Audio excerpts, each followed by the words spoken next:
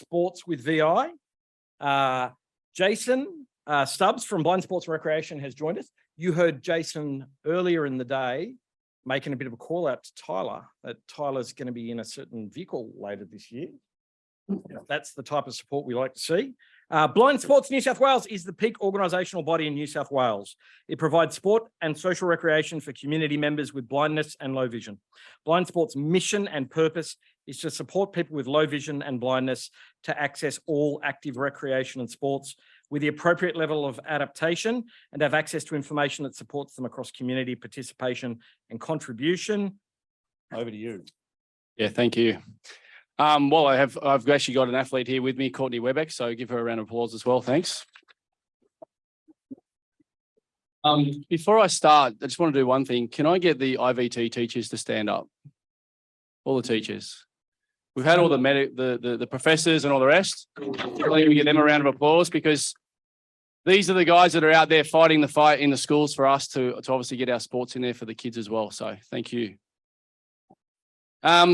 Just to start off with, my wife wrote down what I am and what my positions are, so I better read it out. And thank you to my wife, Jo, at the back there. Spent a lot of time putting this together. So yes, I am the General Manager of Blind Sports. I'm also the cricket coach for the New South Wales Blind Cricket team, who have won their last 4 national titles, so we're pretty convincing winners. Australian Blind Assistant Coach for the female team. We've actually got Courtney here. We're actually going to Birmingham in 2.5 weeks. Our first ever women's blind cricket team going to England. So that's a pretty awesome effort as well. I do work at Cricket New South Wales as a casual on the Thunder and Sixers teams and set up for game days there as well. Father of 2 boys, Oscar, who is my eldest son. He's actually vision impaired from birth. He's now 23. And I've got another son, Harry, who is 19, both national athletes. Harry was a national swimmer as well. Oscar was diagnosed with optic neuropathy and congenital nystagmus. Joe had to write that down for me because I can never remember. Only been 23. Sorry, apparently I've got a clicker I've got to use. Oh, it's not up yet. I'll keep talking. We've got a few technical issues. So I've brought in today a few of the balls and different equipment that we use for the sports. Once we get the slides up, I can talk to you about each one. We do have 7 affiliate sports. So underneath us, we actually have Blind Cricket New South Wales, Blind Golf, Blind Low Vision Tennis, Achilles, New South Wales Goalball, Blind Vision Impaired Football, and BLV AFL. And who we are, you've already spoken there about who we are and our mission and our goals. So I won't go too busy on that, but there is meant to be a slide up to talk about a few things, but I'll just go on. Some of the things that we do at Blind Sports, it's not just those 7 affiliate sports. We also do a lot of other programs. One of the really good programs that I love doing is what I call my reverse inclusion in schools. So like Tyler having some trouble at his school at the moment. I did one recently in Temora, which is a country area, and I had a young boy down there named Paddy. Paddy's in year 1 and was struggling with sport in the school. So we went down, when I say we, I went down and we ran a cricket program down with his year 1 class for the day. And it was pretty awesome to see. I've never seen young boys and girls actually get involved in a sport so well. Like there was every kid was doing something. Normally when you go and run those days, you might have, someone's going and picking flowers and doing different things. But all these kids were so interacted in the cricket game and what Paddy was doing. And it was so far that I actually left, and you'll be able to hear these stumps rattle. They're our cricket stumps that we use. The school actually said to me, Jace, can you leave a set of those? And my president's in here at the moment. He doesn't know I left them there.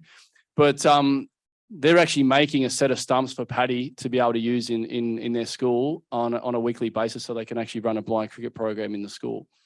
So I thought that was pretty cool. Just in that whole, even in Temora, the local council got behind them and they've actually put Braille on every shop in town in Temora for Paddy. So that's pretty awesome, I think. So we run that reverse inclusion program. One of the other things that I did on that day is the teachers actually stayed back after school. And I don't know, we've all seen the Vision Australia glasses that we have, and I take those and we actually had the teachers wear them.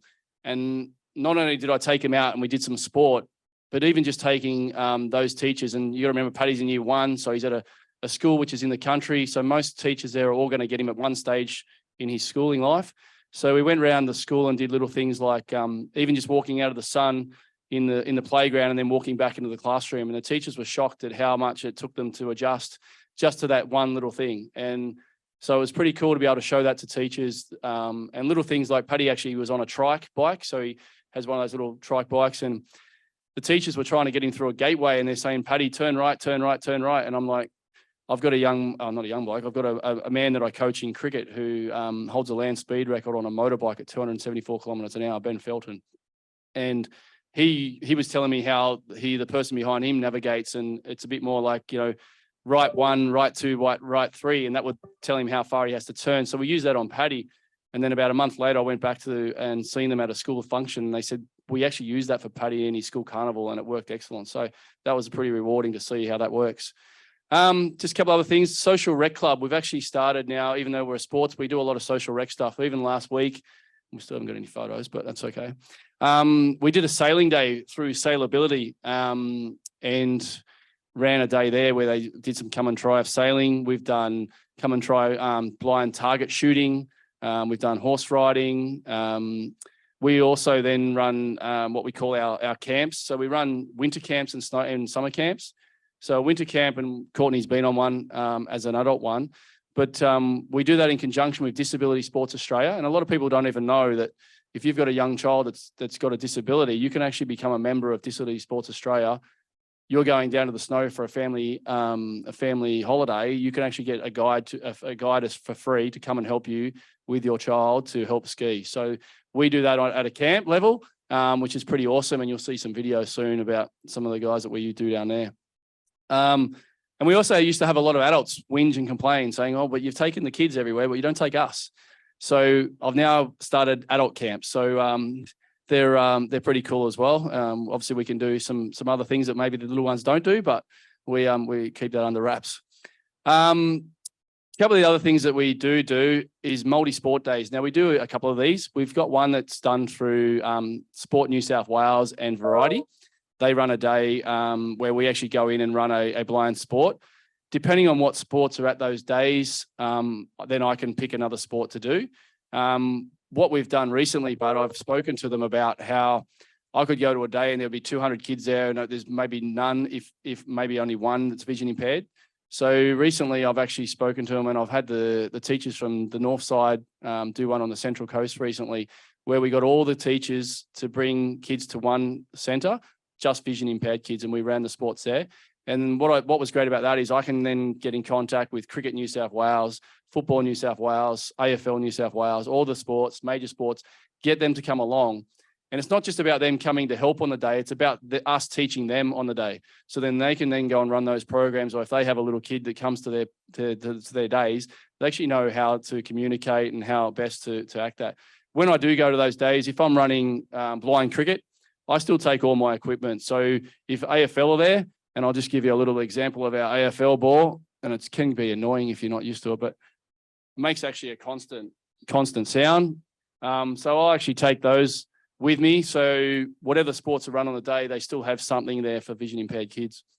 And just looking in this room, I could tell probably there's about 8 people in this room that I've had kids on camps and different sports days. So it's pretty good. So they're a lot of what we do. Obviously the slides aren't back up again, but even recently we've had blind and low vision tennis, and I'm just going to go through the sports here. Blind and low vision tennis. We use a little foam ball. Depending on your eyesight in classification, and that's another one that's very hard to get around classification, but it depends on what your classification is to how many bounces of the ball you get in tennis. Pretty much everything else in blind tennis is the same. Same sort of, you play on the same courts, same size, except for a B1, which is totally blind. They have a smaller one, but apart from that, the baseline does come in about 1.75 meters, but that's about it. And that's the reason is these balls are very light, very soft, and depending on how many bounces you get, classification. So Courtney, who's a B2 in our tennis, she actually gets 3 bounces. So Courtney can't see that ball coming over the net, but when she hears that ball bounce the first time, she can then move towards that direction. By the second bounce, she's then moving to closer to where it is. By the third bounce, she's then getting in position to be able to play a shot. So that's how it becomes inclusive for each one to be able to play that sport, which is pretty cool. All right, we've got something up there now. No, that's okay. So this is about what I just spoke about before. We've got our reverse inclusion up the top. That's the day that I actually did in Orange. And it was just fortunate I actually had, and people that know cricket, I had Phoebe Litchfield, who just opened the batting for Australia last night. She was there on the day. So she come and tried the glasses out and did that. Surfing, which is just part of our social rec, which I spoke about. And we're always open to ideas from kids or parents of what you want to do, because we're open to do anything. So we do those. The AOD days is what I do through Variety and Sport New South Wales. The multi-sport days are days done through the education department. So that's those ones. And then our senior camps, that one that's in there now, that's actually a picture of, for those that can't see, it's a picture of two blokes in a V8 jet boat, which we did down in Temora, a day down there. And we did some hot laps around that with that as well. The guy that's actually driving actually has ushers and he's legally blind himself. He drives the boat. And you had Ben Felton in that photo is totally blind next to him. So yeah, they had some fun on the course. All right, let's see what else we got. So this is our blind tennis. Just to have a bit of a talk here. The young girl on the left is actually from Coffs Harbour. So I did a multi-sport day up there. She's totally blind. And she loved it. She loved the tennis. We've got a couple of the young girls up the top. Grace, who's just been picked for Australia to go to Birmingham, and Courtney Lewis down the bottom.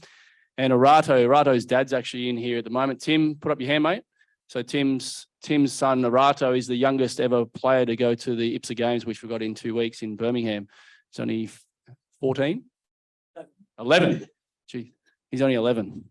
And Mick up the top. So Mick's one of our older tennis players. He's about 45. You might, for those that can't see, he's actually got a white shirt on with a MasterCard logo. So this year we were very fortunate.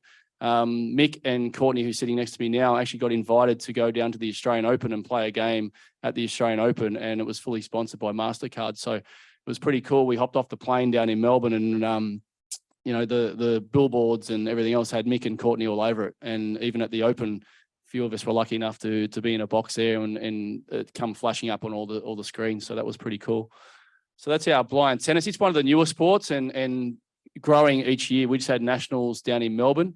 There's a state tournament in every state, and we're starting up in September this year. We'll be starting up at a casual tournament, not a tournament, or it is a tournament. We're going to be playing doubles as a casual at Sydney Olympic Park, and that's not just for vision impaired. So it's more about bringing mum, dad, sister, brother, whatever, playing together and having that social aspect of that as well. So that's going to be pretty cool. Then we go into our blind cricket. As we said, we're pretty hold the trophy there, so which is pretty cool. And we've also got our first ever women's team going to Birmingham this year as well, which is pretty cool. There's a few kids. There's actually a couple of parents in this room that kids play blind cricket. We actually play out of Bankstown on most Sundays in the cricket season. We do have some help from Barker College as well, who lend us their grounds every now and then. But one of our biggest things is a bit like the tennis. We encourage everyone to come along and play. Hayden, whose teacher is here today, Hayden Vella, is one of our players, and his little brother and sister come, and mum and dad, and all get involved and play as well. So it's one of the things that we really encourage for everyone to get in. Goalball, which is one of the sports that most people know. It's run by Goalball New South Wales. They actually run a program in the independent Catholic school system at the moment. It's something that I'd really love to try and get involved into public schools and talk to schools about doing more sports in public schools. There's no reason why you can't. Most of our sports are really, like I said before, even the cricket, you don't have to be visually impaired to play it. So, and obviously in goalball, everyone's blindfolded, so it's a very encompassing sport for everyone to play. They've actually got their state tournament on right now in Asquith today and tomorrow. They play most weeks on the opposite to cricket season. Blind golf, which we've actually got, we're pretty lucky in here today. We've actually got Graham, who's in the top left. For those who can't see it, Graham doesn't mind wearing flary colours. That's pretty tame for him. He's actually in the room today. He's actually won a British Blind Golf Open. So it's pretty, I think that's worth a clap as well. What do you reckon?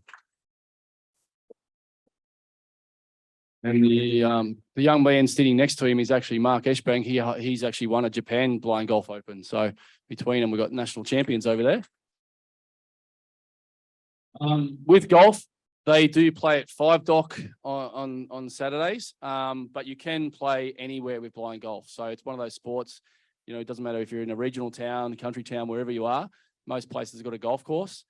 The equipment itself isn't too much different to mainstream. It's pretty much you play with the same clubs, unless you can have clubs made that they're all the same length. So if you are vision impaired, you might think it's easier using a club that's the same length. But yeah, pretty much a guide, and the guide can do a lot of things that in normal golf you can't in mainstream. Obviously, squaring off your club face, telling you which direction, yardage, all that sort of stuff in golf that you can't do in mainstream. But and they've got their New South Wales Open in November 13, I think it starts at Liverpool. We can get some more information. We've got some flyers here from Blind Golf as well, if anyone's interested at the end. Futsal or soccer or football, as some people call it. We've actually taken, there's a picture up there of a team down the bottom. I was fortunate enough to take that team to Malaysia, where we beat Malaysia. Tell you a funny story. We actually turned up for the first game. I think the humidity was about 100%. We were sweating as we walked out of the chain. We hopped up to this aluminium shed to play this game, and everyone from the Malaysian team turned up on their motorbikes. So we're like, can we see your classification? And we've also, lucky enough, we took a team to England as well, and played England over there, which was, that was a pretty cool experience. And they tend to play at Football New South Wales on alternate Saturdays. And we've got some coaches there that are qualified full coaches. So it's another one that's invite the family and everyone to come along as well. I've got some flyers down here at the end if anyone wants to grab any with all the sports to become members. Two of our most recent affiliate sports is AFL, Blind AFL there on the left. I was lucky enough to coach the All-Star team 2 weeks ago. We played Victoria. Now, anyone that's been to Victoria knows how much they love AFL. We flogged them. So they weren't too happy. But yeah, we had most of the players were from New South Wales. We did have a couple come from Adelaide and one from WA, but most of them were there from there. It's actually my son right there in the middle down the bottom. That was last year. A young boy turned up and Oscar was playing for the Bulldogs, and the boy had a Bulldog shirt on. So my son actually took his shirt off, which he does regularly, and gave him the jersey, which he was pretty happy. The other group there, Achilles, they do some great work. They run out of Hyde Park here in Sydney every Sunday morning at 8 a.m. So they've got so many guides and helpers down there. It's amazing. So if anyone's interested in doing some walking or running, they've got people at leisurely pace, or they've got Olympian runners basically that can run with you at any pace. So it's a really good guy. I actually took at Blind Sports, we're lucky enough, we've got a 22-seater bus. 2 years ago, I took them to Orange. So they do a lot of different runs around Australia as well. They just did the Melbourne run last week. So that was pretty cool. They got a lot of members and a lot of helpers. Okay, we did a junior camp, winter camp that we went on this year. So we only took 8 athletes, which is, I have people wanting to go, a lot more people wanting to go, but unfortunately with guides and numbers, it's just a bit hard to get more people. But these guys had some great fun. We've actually got, for those that can see, the second photo from the left, we had a young girl there, Catherine. She's not visually impaired, but her sister is. And her sister went last year and she was only 10. And we thought it was a bit young, but Mum said, oh, what about if Catherine comes, her sister? So Catherine went along and helped, and she did a great job as well, helping us out. So it's another thing that we try and do. Our SRC days, which I spoke about, the sailing one, which we only did last week. There's a couple other photos in there from other days that we've done. But we're looking at obviously doing more. And that's one that we can get our participants to let us know what they want to do. Sora, I just came back from the winter snow ski camp. My instructor was Terry, and my favorite part was learning how to ski and like meeting new people and making friends. So for those that can't see, Sora spoke, but she's also on the right-hand side of the screen. Is her skiing down the mountain. Now that was only the second day on the snow. Second day on the snow. So we, yeah, pretty awesome. As you can see, the guides behind. We actually had some electronic pieces in her ear, so the guide could actually talk to her. So that's something that we only just started this year. But yeah, to be able to go to the snow and do that. I had another young girl that went Ivy, and her parents were going 3 weeks later again and hooked her up with DWA. So then they had their family holiday and did different things. This was just Seth. Hey everyone, my name is Seth, and I've just been on the Disabled Winter Sports Camp up in Thredbo. I've done 2 days of awesome skiing and progressed my level from beginner to intermediate in a very short time. My guide over the last couple days name was Anne, and my favorite thing about the last weekend was probably being able to independently ski without any physical contact between me and my guide. That's pretty awesome. And that was his guide there. She's from Newcastle. She's a doctor. She rings me all the time. Jace, can I go again next year? But she loves it. And this one's Ruby. My name's Ruby and I've just come back from the winter ski camp, and my guide was Tom, and I really enjoyed feeling freedom when I skied, because I feel like in most of my life I don't have a lot of freedom, and it allowed me to kind of feel free just going down the ski slopes, and it's really nice. Yeah, it's pretty inspiring when you get that. And this is young Hayden that we spoke about earlier. That's just me and him at a lawn bowls day. And then at our Bankstown training centre, Hayden bowling there, totally blind. One of the things I do for Hayden when he comes into Bankstown, he knows when he walks through the front door, he seats the first seat. He sits down without my help. There's him doing some eye-fly. Without my help, he walks up to the net. He feels the net. He knows he's got to walk around the corner up to the other end. The stumps will be there for him and he gets ready before I'm there. So got him pretty independent in doing a lot of that stuff. And he's also been on a lot of our camps and different things as well. And I'm sure his teacher would say how much he's grown with the sports. And you've only got to talk to him about sports. He loves it. Yeah. This was a day we did up at Port Stephens. And we did a sailing and jet ski and some motorbikes up there. Oh, yeah, that was in conjunction with Vision Australia with Jordan's we did that day. So.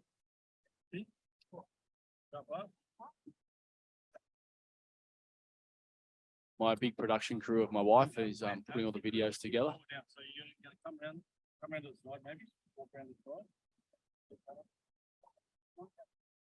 They go to the top. Yeah, right over the other side. Yeah, keep going, all the way around, all the way. That's it. Slow down.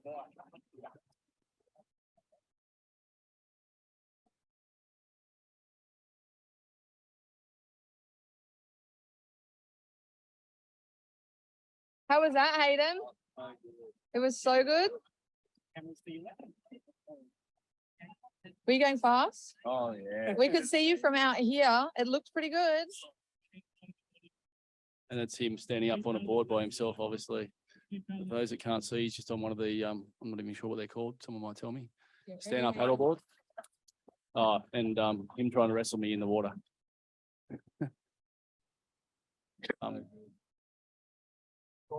And this is him going out to the sailing, and the bloke said, "Can I take him out?" I said, "Yeah, sure." And I thought I was just going to run around the corner. They went out for 3 hours, went out their heads. That's all on your own. It's if you pull too far towards you, you find it changes the feel. Yeah, it does. Yeah, and you pull it too far away, it changes the feel. What we want is that sweet spot to make way into the wind. That's just something that Hayden's mum sent me an email, which I thought was pretty cool. So I might just read it out for anyone. Hayden's mother, Kylie, recently wrote, so Hayden has really struggled to make friends at school and find a social circle that he can connect with. Since Hayden's involvement in blind sports, he has more confidence, become more independent and made friendships. Most importantly, he's met people just like him. We do not let their vision impairment hold them back from getting out and experiencing all they can do, living I think it's life to the fullest. So that was, yeah, nice to get that. All right. And then just before I hand over to Courtney, just a couple of things. Well, I've already spoken to a few people today and we all talk about obviously the lack of funding for a lot of things. We're not much too similar. We run on not an oily rag. We don't even have a rag. So yeah, if there's anyone out there that can help try and get some sponsors for myself to be able to do the camps and keep doing what we do. I know I'm going to send some stuff to Vision Australia again and see what they can do for us and guide dogs and different departments and hopefully just to give you a little bit of an idea, our funding has not changed in 23 years since the Sydney Olympics. So we get $10,000 a year from Sport New South Wales and that's it. And that now I actually have to put in a grant for that $10,000. So I actually got to do work to get it. So yeah, anyone out there that can do and help in any way, by all means, please give me a call. All right, and there's my contact. I've got some stuff here on the end. I'm going to hand it over to Courtney now. I've got a couple of slides here, and she's just going to give you a bit of an idea of what she's done recently and what Blind Sports has done for her. Thank you. I was born with the vision I still have today, sclerocornea nystagmus. I grew up 4 hours north of Sydney in a small town called Gloucester. I went through primary school, very small school, only 60 students, into high school I graduated with 28 kids in my year. So probably a lot smaller than a lot of schools here in Sydney. Being the only person with a vision impairment, I went to the Westmead Children's Hospital. I'm under Professor Frank Martin. So that was probably the first times I would see people with a vision impairment until I went to blind sports camps. I've been to, I think, 4 summer ones and 2 winter ones now. I never thought I would get the opportunity to play sport on, I guess, now an international level. I'd play able-bodied sports, netball, athletics, cross country, swimming, and then I did school sport and in para athletics, which is multi-class. Through high school, I was lucky enough to win national titles in that. And last year I went to a Paralympic talent search in April, and I met Jason then a bit over 12 months ago, and the journey that I've been on with him alongside me. I've picked up 2 new sports, cricket and tennis. In 2 weeks, I'll be representing Australia on the world stage in both. So I think the support that blind sports gives is incredible. Not just junior athletes. You see so many. There's a picture 2 slides ago, Sam, she's on our women's team. She just started cricket. Her brother Mick's played a few. He's going to Birmingham as well for tennis. So just bringing in, it's not just our junior athletes, bringing in all athletes to come through. There's no limit on age. And I was lucky enough at the start of the year to be involved in a campaign called Tennis in a New Light through MasterCard. And that was awesome to just get out that just because we have a vision impairment doesn't hold us back in any way.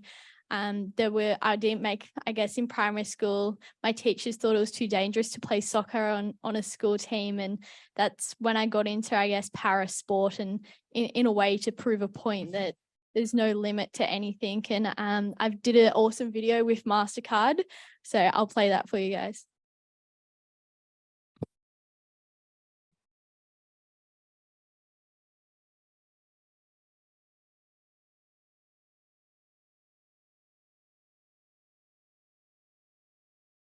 Tennis. It awakens every sense. The sound of the crowd. Seeing the best. That new ball smell. The grip of the hand. Take it all away. You're left with one thing. The very thing that makes all of us equal. The way tennis makes you feel. I would know. The feeling of the ball hitting the racket. The feeling of the sun on your face. The feeling of adrenaline in your veins. The feeling when you do what nobody thought you could. The feeling of just being here, immersed in this world. It's contagious. The Australian Open. It's for everyone. A grand slam to the senses. There is no better feeling. What a match. What a performance. That's the way to do it. Magnificent.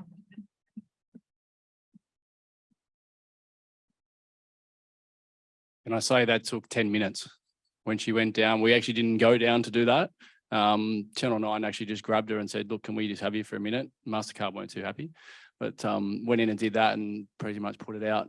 One thing that's not on there is her, she actually did an interview on Wide World of Sports as well with, Dylan Elcott. And for those that mentioned before, she's from Gloucester. So Dad's a true cowboy. So he was down there in his flannelette and cowboy hat. So they got him on Channel 9 as well. It was pretty cool. But yeah, that's our story, Blind Sports. Open if we've got any time for any questions, but if you got some. Yeah, but you've been pretty comprehensive. So you've covered all but one, but it's an important one. So we've got a lot of teachers in this room. And the question is, how can educators, you guys, support students with VI to participate in sport And will you be running sports days where they can target you? What's the simple step that they take after today? Yeah, so I actually did a talk about 4 weeks ago to most of the teachers in here. One of the things that I'm trying to do is grow our membership, and what I can do for those teachers as well, even just getting their emails and stuff and joining us as a member. So then anything that I'm doing, they'll actually get as an email. So then they can actually, if a kid misses it, they can actually tell their athlete there's something coming up and that sort of thing. What I am trying to do as well, the multi-sport days, as I said, I'm trying to get those run by the education department where we do just VI days. So we can then run all the sports on those days. And I think I've got teachers nodding at the back. The one we did on the Central Coast was excellent. Not only did they just do the sport, but the teachers were very smart. They come from North Sydney. They actually did a whole day. So they got the kids on the train, might have been tiring, but they got the kids on the train, got them off. So they did a whole day's experience for those children. So it was excellent to have, and then have the main sports there. And, we all know that in most mainstream sports now, or anywhere in business, wherever, we're all ticking a box, okay? We're looking after disability, but doing it like that is actually doing it. It's not just ticking a box. So you're going out, spending the day, the kids are learning to travel themselves, get out without their parents, play the sport. You're teaching the coaches as well. So then they can, hopefully then, little Johnny that lives out in the bush, we've got a cricket team. Yep. That cricket coach can train or learn how to teach that child. Awesome. And I'm assuming your email address, QR code or something? Yeah, so we've got QR codes down here for all our sports. Also the one down the bottom, which is for blind sports. So yeah, join up there if you can. One of the things that I do, obviously there's a lot of grants that you can write for. My problem is I can go and write a grant, and first thing that comes up is how many members do you have? Now, we're only a small part of the population. So I'm competing against tennis, cricket, and everyone else that's got thousands and thousands of kids as members.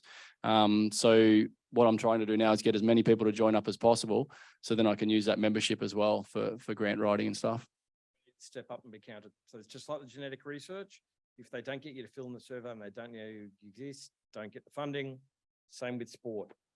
Grab the piece of paper, get the QR code, register yourself as a member, and get your families to do the same thing. One of the things, if I can, facilities is the big one. As I just said, we've got a male and female team going to Birmingham for cricket. Now, we've got a great relationship with Bankstown Cricket Club, who allow us to play on their oval every now and then when they don't have a game, which is excellent. But we don't actually have a ground for ourselves. You go to most cricket clubs, they've all got their own grounds. We don't have one. And the same for tennis. That tennis video that was done in Melbourne, Victorian blind tennis actually play there every Friday night. We try and get into Tennis New South Wales, and it's a struggle to even get on there. So we go and hire courts that are in sports halls. So facilities for us is a huge thing. And to say that, we're actually in New South Wales, we now hold the trophy for AFL, we hold the trophy for golf, we hold the trophy for tennis, we hold the trophy for soccer, cricket. We're well above our weight in what we do. And most other states don't even have blind sports. Like Queensland don't have blind sports. So we've got an advantage there, but we need to work harder to do it better and do more of it. So if you know someone who's got a venue available on a certain day or time on a reliable basis, yeah, by all means, let us know. We've gone into a private school now at Barker, which is excellent. They've given me the ground 5 days there. So we've got some access there for some cricket grounds.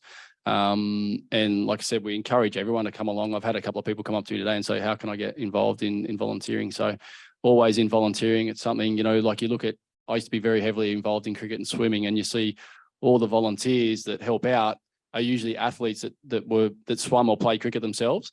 The problem in disability is we lose a lot of people because they stop playing the sport, but then they don't do anything after that, or they find it hard to be volunteers. So we need more volunteers to come out and help. Awesome. Thank you very much. Thank you.